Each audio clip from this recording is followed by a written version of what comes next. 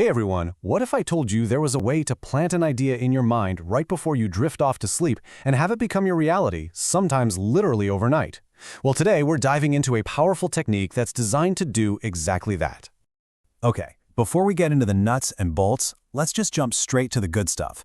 I want to show you some seriously incredible, almost unbelievable results that people have shared after trying this out. So, take YouTuber Rita Kaminsky.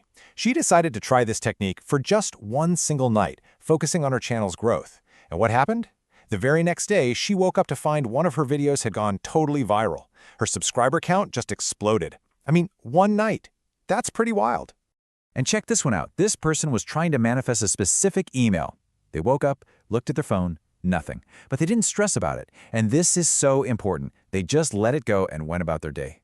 Then, later that afternoon, bam! The email arrived. And get this, it was even better than what they had imagined. All right, so what is this seemingly magical technique that's creating these kinds of results? Well, it's known by an acronym, SATS. And the name itself gives us a massive clue, right? But what does that actually mean? To be in a state akin to sleep. SATS is short for state akin to sleep, and this isn't some new age fad. The term was coined by a spiritual teacher named Neville Goddard way back in the 1940s. He talked about this all the time in his lectures, calling it one of his most reliable ways to shape your own reality.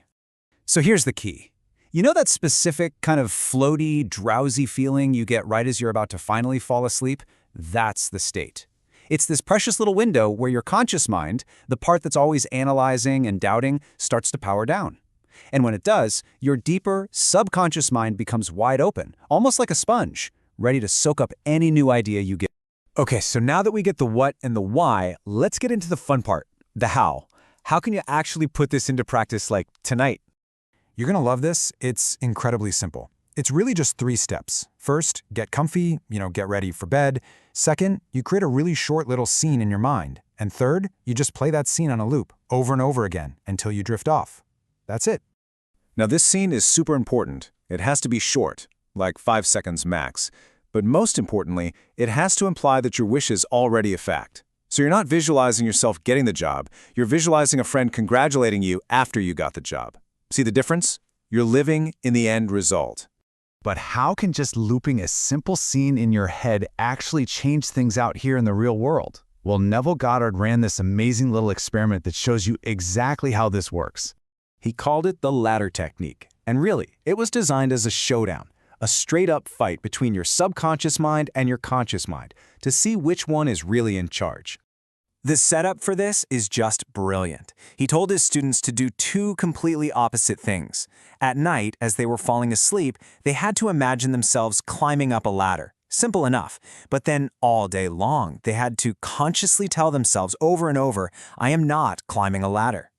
So what do you think happened? The result was just staggering. It wasn't even close. Every single person who followed the instructions came back and said that, for some unexpected reason, they had physically climbed a ladder in real life. The subconscious sleepy time visualization completely steamrolled the conscious daytime denial. And here's the mic drop. When they all came back amazed, Neville just looked at them and said, "You could have done the same thing visualizing being a millionaire. The principle is exactly the same whether it's a ladder or $1 million." All right, so you're probably fired up to try this yourself. Let's go over a few practical tips from people who use this technique all the time and get great results. First off, there's no single right way to visualize. Some people, like Rita, have huge success just holding a static image in their mind, like a screenshot of a bank account balance. But others prefer to create a more vivid scene, really feeling the sensations, like the warmth of a hug or the sound of someone's voice. Both work. Just do what feels easiest for you. And here are a few final pointers to set you up for success. First, wait until you're actually drowsy. It's much harder to do this if you're wide awake. Second, keep it simple. Don't create a whole movie in your head. A quick loop is perfect. Also, try to be consistent and do it every night. And hey, don't stress if you can't work up some big, powerful emotion. For a lot of people, just passively holding the image is enough. The main goal here is just to fall asleep while that vision is in your mind. So there you have it, the SATS technique. It's basically a direct line to your subconscious. That little sliver of time right before you fall asleep is maybe the most powerful and receptive your mind will be all day. So that really just leaves one question, doesn't it? What are you going to suggest to your mind tonight?